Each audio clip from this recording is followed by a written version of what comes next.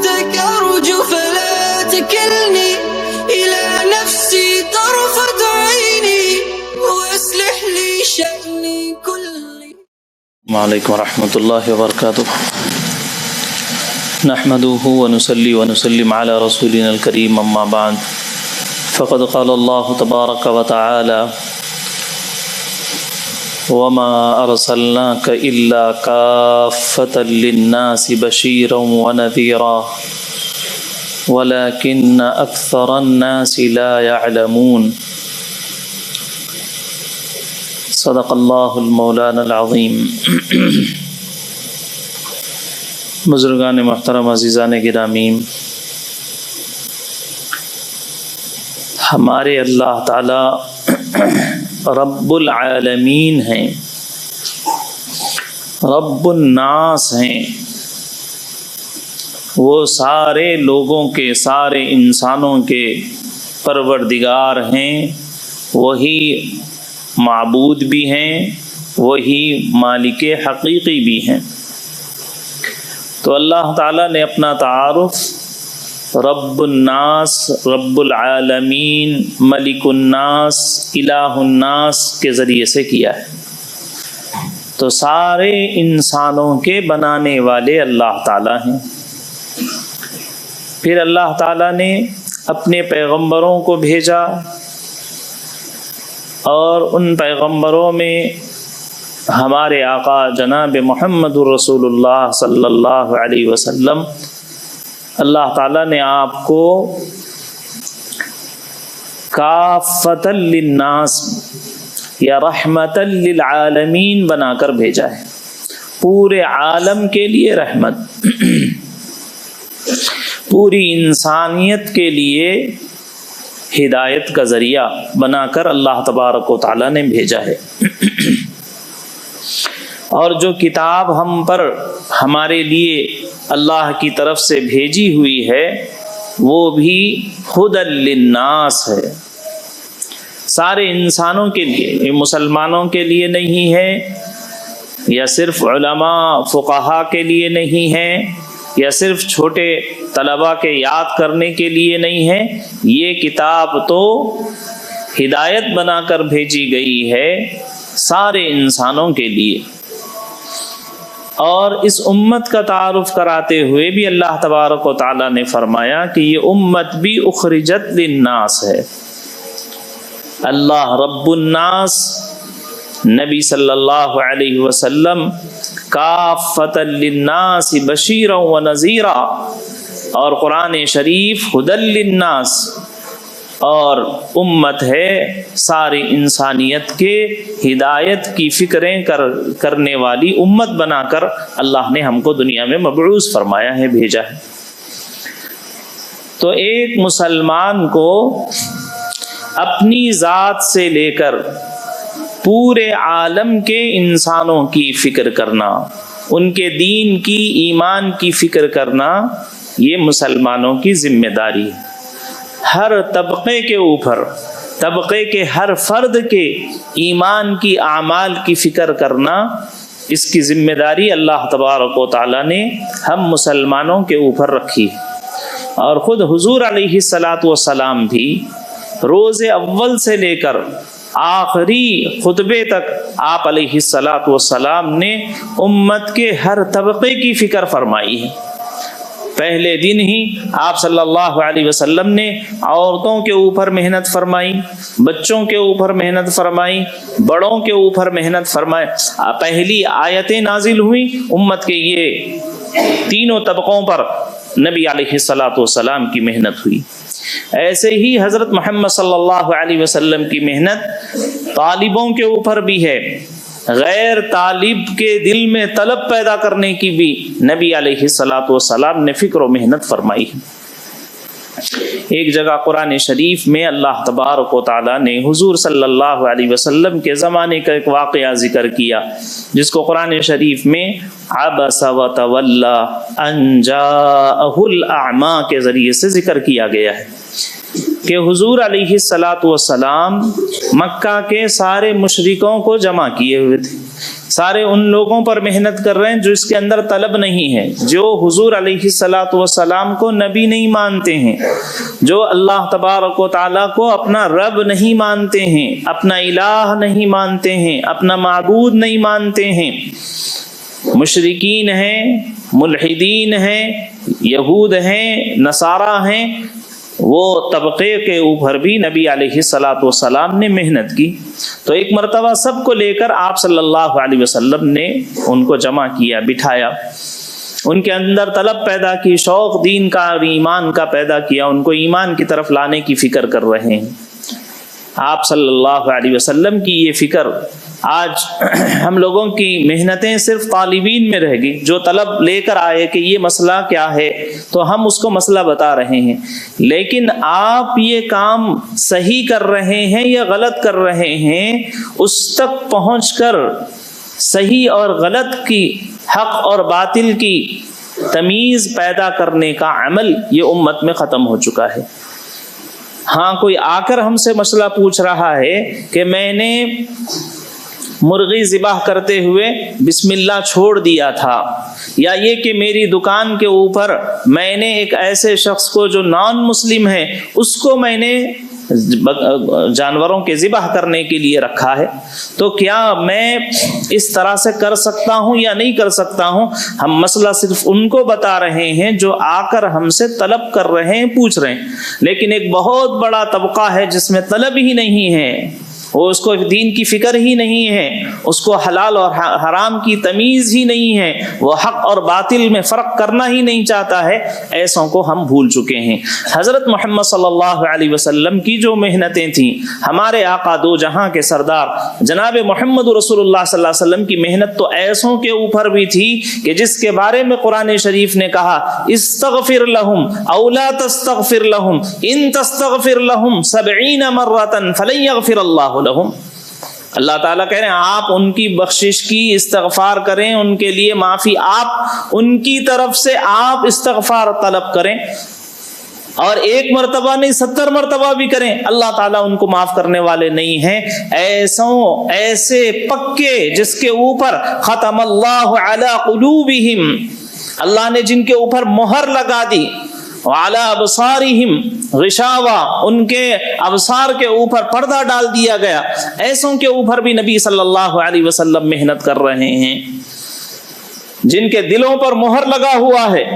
اور جن کے بارے میں اللہ کی طرف سے اعلان ہو گیا ہے کہ نہیں یہ سدھرنے والے نہیں ہیں، ان کی ہدایت ہونے والی نہیں ہے، ایسوں کی بھی نبی علیہ الصلاۃ والسلام فکر کر رہے ہیں۔ تو امت کا وہ طبقہ جس میں کوئی طلب نہیں ہے، دین کی کوئی فکر نہیں ہے، اللہ رسول کی ان کو پہچان نہیں ہے، ان تک، ان کے فرد تک، ان کے ہر طبقے تک پہنچنا یہ نبی علیہ الصلاۃ والسلام کی محنتیں تھیں۔ تو حضور علیہ الصلاۃ والسلام کبھی ان کو جمع بھی کر لیتے۔ تو آپ علیہ الصلاۃ والسلام نے ایک مرتبہ مکہ کے جتنے مشرکین ہیں ان کو جمع کیا اور ان کو توحید، رسالت، آخرت اور دین کی بنیادی موٹی موٹی باتیں آپ صلی اللہ علیہ وسلم سمجھا رہے تھے۔ اتنے میں ایک صحابی حضرت عبداللہ ابن ام مکتوم رضی اللہ تعالیٰ عنہ، جو کہ ایک نابینا صحابی تھے، دکھتا نہیں تھا ان کو، تو وہ حضور علیہ الصلاۃ والسلام سے کوئی بات پوچھنے کے لیے، مسئلہ سیکھنے کے لیے آ گئے۔ تو حضور علیہ الصلاۃ والسلام کو اس وقت میں کچھ ناگواری ہوئی کہ یہ اس وقت میں کیوں آ گئے، اب تو ہم ان کے اوپر محنت کر رہے ہیں اور ایسے وقت میں یہ شخص آ گئے۔ تو اللہ تبارک و تعالیٰ کو اس وقت میں یہ حضور علیہ الصلاۃ والسلام کا یہ عمل آپ کے شان کے مطابق نظر نہیں آیا، تو اللہ تعالیٰ نے عبس و تولی کی آیتیں نازل فرمائیں۔ تو اس سے واقعے سے یہ سمجھ میں آتا ہے کہ حضور علیہ الصلاۃ والسلام کی محنت ہر طبقے میں ہے، حتیٰ کہ وہ جو طلب لے کر آ رہے ہیں، شوقین ہیں، اسلام کو معلوم کرنا چاہتے ہیں، اسلام سیکھنا چاہتے ہیں، ان کے لیے بھی نبی صلی اللہ علیہ وسلم محنت کر رہے ہیں اور ان کو بھی دین سکھا رہے ہیں۔ بعض اوقات تو ایسا ہوا کہ حضور صلی اللہ علیہ وسلم ممبر پر کھڑے ہو گئے خطبہ دینے کے لیے، تو کوئی صحابی دروازے کے پاس کھڑے ہوئے اور کہا علمنی یا رسول اللہ، اے اللہ کے رسول صلی اللہ علیہ وسلم مجھے یہ دین سکھائیے، ایمان بتائیے۔ آپ صلی اللہ علیہ وسلم خطبے کو روک کر اور پھر ان کے پاس جا کر اطمینان سے ان کو پوری دعوت سمجھا کر، دین سمجھا کر، توحید رسالت آخرت سمجھا کر، جنت دوزخ سمجھا کر، پھر اس کے بعد حضور صلی اللہ علیہ وسلم نے خطبہ شروع کیا۔ تو یہ امت کے ہر طبقے کی فکر کرنا، ہر فرد کی فکر کرنا، عرب کی، عجم کی، مردوں کی، عورتوں کی، پڑھے لکھوں کی، ان پڑھوں کی، معذوروں کی، صحت مندوں کی، شہری اور دیہاتوں کی، دیہات والوں کی، ان سب کی فکر کرنا، یہ انبیاء علیہ الصلوۃ والسلام کی محنت اور امام الانبیاء جناب محمد رسول اللہ صلی اللہ علیہ وسلم کی محنت کا طریقہ ہوتا ہے۔ میرے بھائیوں، اس وقت میں ہم کو سوچنا چاہیے کہ جتنی ہماری دینی تنظیمیں ہیں، جتنے ہمارے ادارے ہیں اور جتنی ہماری جماعتیں ہیں، وہ سب ہماری جماعتیں ہیں، سب اچھا کام کر رہی ہیں، سب ہماری تنظیمیں ہیں، ہم سب کے ہیں، سب ہمارے ہیں۔ یہی ایک مسلمان کو فلسفہ لے کر چلنا چاہیے۔ کوئی تنظیم، کوئی ادارہ، کوئی جماعت، کوئی مسلک ایسا نہیں ہے کہ ہم اس کے مخالف ہیں یا وہ ہمارے نہیں ہیں۔ یہ ایک مسلمان کو اپنے ذہن میں نہیں رکھنا چاہیے۔ ہر مسلک والا اور ہر طبقے کا ہر شخص ہمارا ہے اور ہم ان سب کے ہیں، اور ان تک دین کا پہنچانا ہماری ذمہ داری ہے۔ یہ ایک مسلمان کو فکر ہونی چاہیے اور اس بات کو سامنے رکھ کر دیکھنا چاہیے کہ اس وقت میں کون سی ایسی جماعت ہے جو امت کے ہر طبقے کی فکر کر رہی ہے اور ان تک پہنچ کر طالبین ہیں، ان کو علم دے رہے ہیں، طلب نہیں ہے، ان میں پیاس پیدا کر کے، طلب پیدا کر کے ان کی ضرورت کا بقدر ان کو دین دیا جا رہا ہے، ان کی پیاس مٹائی جا رہی ہے، ان کو اسلامیات، دینیات سمجھائے جا رہے ہیں۔ خواہ امت کا امیر سے امیر طبقہ ہو، مالدار سے مالدار طبقہ ہو، شہزادے بھی ہوں تو ان کے محلوں میں پہنچ کر ان کے سامنے دو ٹوک انداز میں، صاف صاف انداز میں یہ کہا جا رہا ہے کہ یہ زندگی کوئی زندگی نہیں ہے، اصل زندگی موت کے بعد والی زندگی ہے، اور وہاں کی کامیابی تمہارے ان محلوں سے نہیں ہے، تمہارے ان محلات سے نہیں ہے، تمہارے اس ملک سے، مال سے، ہتھیار سے اور فوج سے، طاقت سے نہیں ہے، تمہاری وہاں کی کامیابی ایمان اور اعمال کے اوپر ہے۔ ان سب کو چھوڑو اور اللہ کے راستے میں آؤ، ایمان کو سیکھو، اعمال کو سیکھو اور اپنا جان مال لگا کر اپنی ذات سے لے کر پورے عالم کے فکر مند ہو جاؤ۔ یہ دو ٹوک صاف صاف انداز میں امت کے امیر سے امیر، مالدار سے مالدار، حسب نسب رکھنے والے، اچھے سے اچھے گھرانے اور فرد تک پہنچ کر بات پہنچانے والے اور ان کے ایمان کو تازہ کرنے کی محنت کرنے والے، یہ دعوت و تبلیغ کی مبارک محنتیں ہیں۔ ایک مرتبہ حضرت مولانا احمد لاڈ صاحب دامت برکاتہم نے فرمایا تھا کہ ایک کسی ملک کے شہزادے نے کہا کہ میں 40 دن جماعت میں جانے کے لیے تیار ہوں، لیکن مجھے اتنی اجازت دیجئے کہ روزانہ میرے ملک سے صبح ایک پلین آئے گا اور وہ کچھ پیپر اور کاغذات ہوں گے جس پر میری دستخط کی ضرورت ہوگی تو وہ دستخط کر کے لے جائے گا، اور میرے ساتھ میں ایک گاڑی ہوگی اور اس کے ساتھ ساری چیزیں جو بھی میرے یعنی وزارتوں سے متعلق ہیں وہ سب چیزیں میں جماعت میں چلتے ہوئے کرنا چاہتا ہوں، اس کی اجازت دے دیجئے۔ تو وقت تو لگاؤں گا میں، لیکن بہت شدید حالات میں مجھے ضرورت ہوتی ہے کہ کچھ کاغذوں کو دیکھوں، نظر انداز اس پر نظر ثانی کروں اور اس پر دستخط کروں، اس کی اجازت دوں یا اس کو منع کروں، یہ مجھے ضرورت ہوتی ہے۔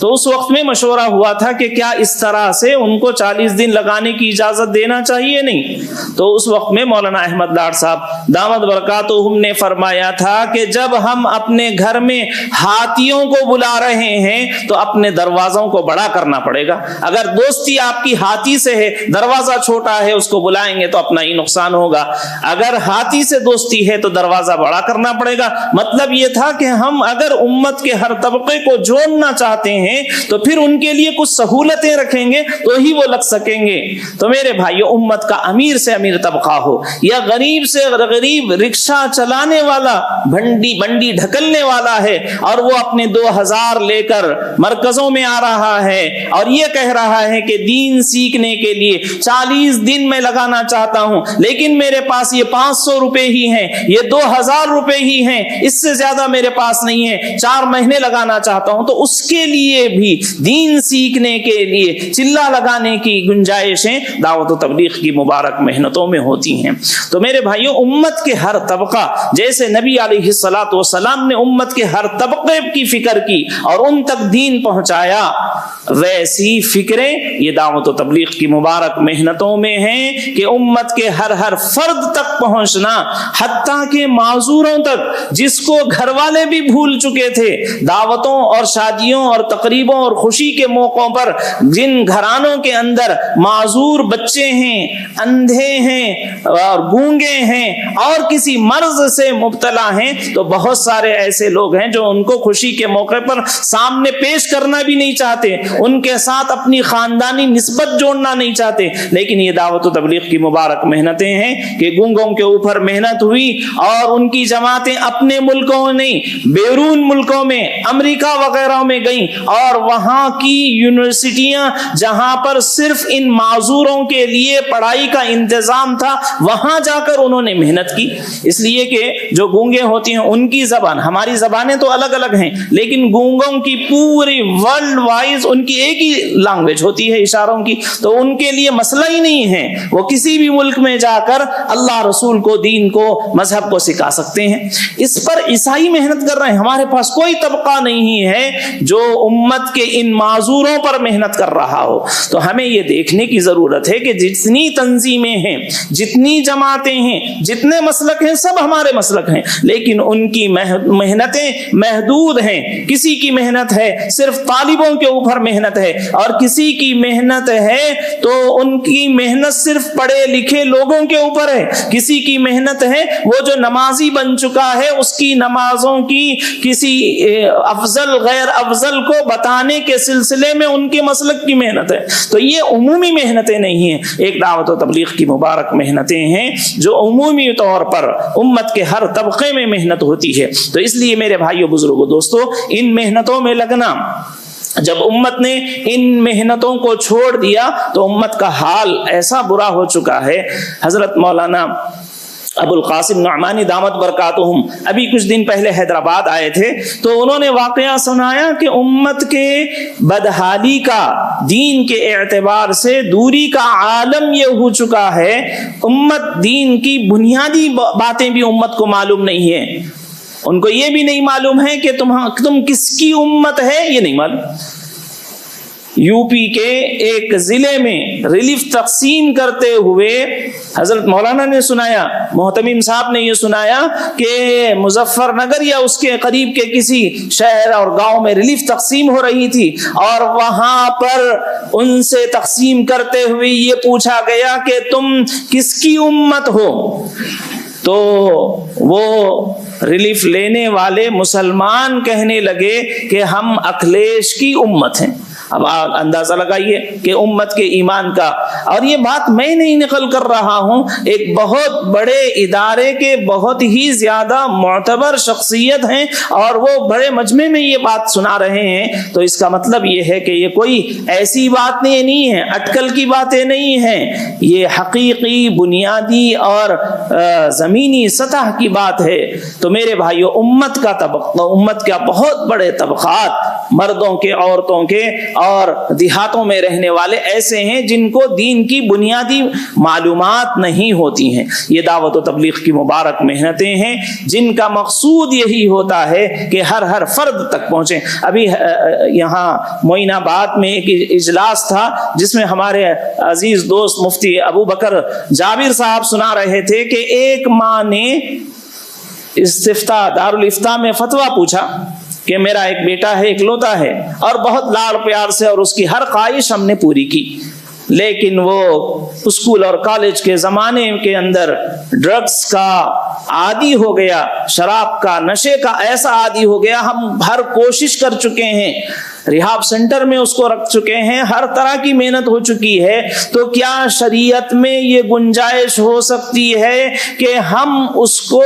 یعنی قتل کر دیں، کسی طرح سے اس کو اپنے سر سے بوجھ ہٹا دیں؟ کیا شریعت میں انجیکشن وغیرہ دے کر ایسے بچوں کے قتل کرنے کی گنجائش نکل سکتی ہے جن کے سدھرنے کی اور صحیح ہونے کے امکانات ہی نہیں ہیں؟ تو دارالافتاء میں یہ فتوے آ رہے ہیں کہ کیا ہم اپنے بچوں کو اپنے ہاتھوں سے قتل کرنے کی اجازت ہوگی؟ ورنہ ہماری اور ہمارے بچوں کی عزتوں کے اور ان کے جانوں کے مسئلے ہو جا رہے ہیں. تو میرے بھائیوں، ہمارے اطراف کے حالات امت کے ایسے ہیں، نہ تو ان کی دینیات، نہ تو ان کے عقائد، نہ تو ان کے معاملات، نہ تو ان کے معاشرتی گھریلو زندگی صحیح ہے. تو ان سارے امت کے ہر طبقے اور ہر فرد کے ہر عمل کو صحیح کرنے کے لیے یہ دعوت و تبلیغ کی مبارک محنتیں ہیں. اس کے لیے جگہ جگہ یہ جو اجتماعات ہو رہے ہیں، ان اجتماعات کو کامیاب بنانا. اجتماعات اصل اجتماع میں جانا نہیں ہے. بعض لوگ یہ سمجھتے ہیں کہ یہ 2 دن کے واسطے اتنے لاکھوں روپے کا خرچہ کیوں کیا جائے بھائی؟ اتنے لاکھ خرچ کر کے 1 دن کے لیے 2 دن کے لیے کیا ضروری ہے کہ لاکھوں روپے لگا دیے جائیں؟ تو میرے بھائیوں، اجتماع اصل نہیں ہوتا. اجتماع اصل میں عنوان ہوتا ہے محنت کا، کہ اس کو عنوان بنا کر، اس کو بنیاد بنا کر، اس کو نقطہ بنا کر اس سے پہلے محنت کی جاتی ہے اور اس کے بعد محنت کی جاتی ہے. حضرت مولانا یوسف صاحب رحمۃ اللہ علیہ تو اجتماعات کو محنت کا اختتام کہتے تھے. جب سے اجتماعات طے ہوتے ہیں اور اجتماع کے دن تک محنت ہوتی ہے. کیا محنت ہوتی ہے؟ محنت یہ ہوتی ہے کہ مسلمان ہر فرد سے شخص سے ملاقات کی جائے اور اس کو چلے 4 ماہ کم از کم سے روزہ اس کا لگا دیا جائے. یہ اجتماعات کی پہلی محنت ہوتی ہے. اور دوسری اجتماعات اس لیے کیے جاتے ہیں اور یہ محنت اس لیے ہوتی ہے تاکہ ہر مسجد، یہ جناب محمد رسول اللہ صلی اللہ علیہ وسلم کی مسجد نبوی کے نمونے پر آئیں. ہر مسجد کے اندر وہ اعمال زندہ ہو جائیں جو اعمال جناب محمد رسول اللہ صلی اللہ علیہ وسلم مسجد نبوی میں کیا کرتے تھے. اب ہم نے مسجدوں کو صرف عبادت کی حد تک محدود کر دیا ہے. حضرت صلی اللہ علیہ وسلم کی مسجد کیسے فعال تھی، کیا اعمال تھے، کیسے وہاں فکریں ہوتی تھیں. تو ہر مسجد آباد ہو جائے اور ہر فرد سے ملاقات ہو جائے اور ہر گھر میں دین کی فکر اور تعلیم کی فکر، ایمان کے حلقے، قرآن کے تصحیح کے مذاکرے اور ان کو بھی اللہ کے راستے میں جان مال لگانا، آخرت بنانے کی فکریں گھر گھر شروع ہو جائیں. یہ 3 بنیادی فکروں کے ذریعے سے اجتماعات ہوتے ہیں. اور پھر ان اجتماعات کے ذریعے سے مثال کے طور پر اگر کسی اجتماع میں 100 یعنی یوں سمجھے کہ 100 جماعتیں بنی ہیں تو ہر جماعت میں 10 آدمی سمجھیں گے تو اس طرح سے 1000 سے زائد لوگ اللہ کے راستے میں نکلنے والے بن جائیں گے. اور پھر وہ مختلف مسجدوں میں جائیں گے. کم از کم 200 مساجد میں ان کا قیام ہوگا. 200 گاؤں کے اندر ان کی محنت ہوگی. تو جو لوگ صرف اجتماع کو اجتماع گاہ کے حد تک سمجھتے ہیں ان کو یہ لگتا ہے کہ یہ تو خرچے زیادہ ہیں، لیکن حقیقت میں جو اس کی باریکیوں کو دیکھتے ہیں کہ ہزاروں لوگ اللہ کے راستے میں نکلیں گے اور پھر وہ سینکڑوں مساجد میں جائیں گے اور وہاں ہزاروں کی تعداد میں مسلمانوں سے ملاقات کریں گے اور ان کا تعلق اللہ سے جوڑیں گے. تو جب ہم اتنا تخمینہ لگائیں گے، اتنا کام کو دیکھیں گے تو یہ 20 لاکھ 50 لاکھ کوئی حیثیت نہیں رکھتے کہ ہزاروں کو ہدایت مل جاتی ہے. تو میرے بھائیوں، ابھی پورے ہمارے ریاست تلنگانہ و آندھرا میں اجتماعات چل رہے ہیں. اسی طرح ہمارے ضلع کا نظام آباد کے ضلع کے ساتھ اجتماع 20-21 کو ہے. 19 کی رات میں یہاں سے گاڑیوں کے انتظامات کے ساتھ لوگوں کو لے جانے کی ترتیب بنائی جا رہی ہے۔ نعمانیہ مرکز سے، اولڈ بس اسٹینڈ کے پاس جو مرکز ہے وہاں سے ساتھیوں کو لے جایا جا رہا ہے۔ تو ہم میں سے ہر ایک فکر کرے کہ وہ اجتماع میں ہم بھی شریک ہوں اور وہاں سے اللہ کے راستے میں نکلیں، اور کم از کم اس میں شرکت ہماری ہو جائے، اور وہاں ہم پہنچ کر نیتیں کریں کہ ہم یعنی اپنی زندگی کو آخرت جیسے دنیا بنانے کے لیے بھاگ دوڑ اور محنتیں اور کوششیں کر رہے ہیں، ہم آخرت بنانے کے لیے بھی کوشش کریں گے۔ تو میرے بھائیو بزرگوں دوستو، دعوت و تبلیغ کی مبارک محنتیں اپنی ذات سے لے کر امت کے ہر طبقے کی ایمانی فکر کرنے کا نام دعوت و تبلیغ ہے۔ اس میں ہم سب کو حصہ لینا چاہیے۔ اللہ تعالیٰ مجھے بھی، آپ کو بھی، سبھی کو توفیق نصیب فرمائے کہ اپنے جان مال کے ذریعے سے اپنی ذات سے لے کر عالم کے ہدایت کی فکریں اور اس والی محنت میں اپنے آپ کو لگائیں۔ اللہ توفیق نصیب فرمائے۔ وآخر دعوانا الحمدللہ۔